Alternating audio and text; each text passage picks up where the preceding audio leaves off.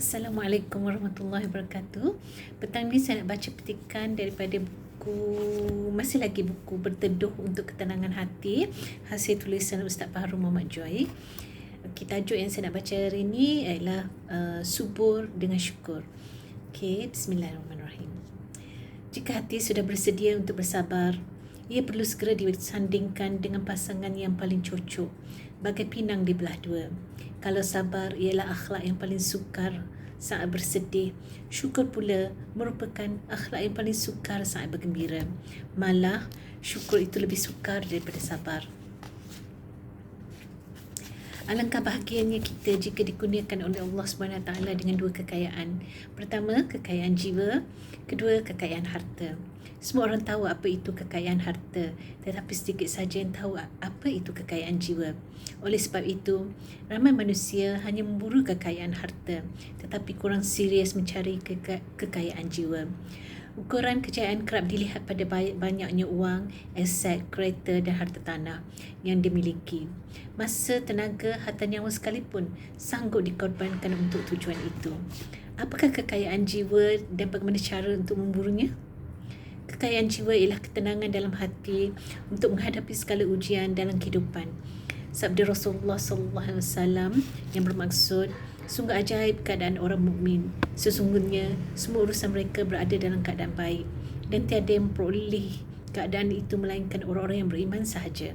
Sekiranya dia dianugerahkan sesuatu, dia bersyukur, maka jadilah anugerah itu baik untuknya. Sekiranya dia ditimpa musibah, dia bersabar, maka jadilah musibah itu baik untuknya. Hadis riwayat Muslim. Orang yang memiliki ketenangan hati tidak akan dapat diganggu-gugat oleh perkara yang berlaku di luar dirinya. Dirinya sekukuh karang di dasar lautan, tidak akan terusik sekalipun dilanda badai. Apa yang berlaku di luar dirinya dapat dikawal oleh apa yang berlaku di dalam hatinya. Ketenangan hati itu dicapai hasil mengingati Allah SWT. Mengingati Allah SWT akan melahirkan sifat-sifat mahmudah yang merupakan aset kekayaan jiwa yang sangat berharga. Syukur ialah salah satu sifat mahmudah yang sangat penting. Dengan syukur, hati menjadi subur. Setiap kali diberi nikmat, orang yang kaya jiwa ini bersyukur lalu akan mengingati pemberinya, iaitu Allah SWT. Dia sentiasa merasakan dirinya hanya peminjam, bukan pemilik nikmat tersebut. Semakin banyak kelebihan yang diberikan oleh Allah SWT, terasa semakin banyak pinjaman yang dibuat dengannya. Orang yang bersyukur merasakan dia tidak memiliki apa-apa pun kerana menyedari semuanya milik Allah. Jika sedikit yang diberi Allah SWT, dia berasa cukup kerana sifat qanaah. Jika banyak, dia memberikannya kepada orang lain kerana sifat pemurah. Jiwanya bebas dan merdeka kerana tidak menjadi hamba harta, manusia dan keadaan. Orang yang bersyukur sentiasa malu untuk dimiliki selain Allah SWT. Apabila manusia tidak merasakan dirinya memiliki dan dimiliki selain Allah SWT, itulah kemuncak ketenangan dan kebahagiaan dalam hidupnya.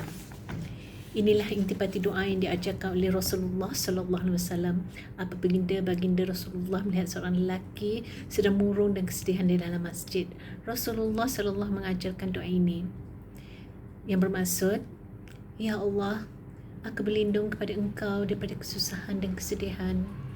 Aku berlindung kepada Engkau daripada kelemahan dan kemalasan. Aku berlindung kepada Engkau daripada sifat pengecut dan bakhil. Dan aku berlindung kepada Engkau daripada himpitan hutang dan paksaan orang. Hadis riwayat Al-Bukhari. Sedikit rezeki tetapi tidak sempit hati. Banyak nikmat tapi tidak membawa mudarat. Orang bersyukur boleh memberi ketika kesempitan dan kelapangan. Apabila semakin banyak memberi, kualiti jiwanya semakin meningkat. Jiwanya semakin subur dan mampu menggemburkan hati orang lain untuk sama-sama menikmati kebahagiaan dan ketenangan. Bahagia itu adalah apabila dapat membahagiakan. Betul tak? Itu saja untuk petang ni. Assalamualaikum warahmatullahi